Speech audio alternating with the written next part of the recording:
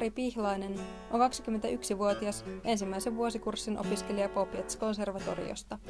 Musiikin lisäksi Pietari harrastaa korkeakulttuurin vastaisia elokuvia. Moniosaajana Pietari osaa soittaa muun muassa kitaraa, rumpuja, bassoa ja koskettimia. Lisäksi Pietari osaa laulaa. Mulla varmaan niin suurin luovuuden ilmaisu on se, että mä käytän tätä koulun studiota hyväkseni niin paljon kuin mä kykenen, ja sitten mä äänittelen siellä mun omia biisejä.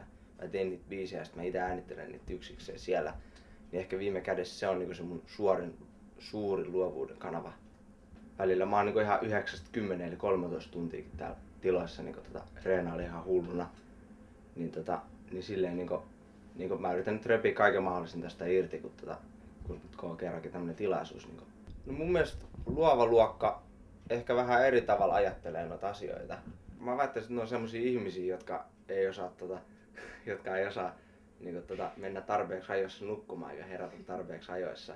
Ja sitten ne kaiket yöt luo jotain omaa juttua. Esimerkiksi mä ite mä öisin aina väännän biisejä ja sitten mä kirjoan aamulla sitä, että miksi mä taas valvoin, saatana. Bussissa kulkee, niin sit kun siellä kulkee miljoona muutakin tämmöistä taiteellista persoonaa, niin se näkee jo ihan naamasta, että toi opiskelee olla luovalla alalla. Että siellä on jotain hassumpaa hattua päässä tai värikkäämpää kaulaliinaa.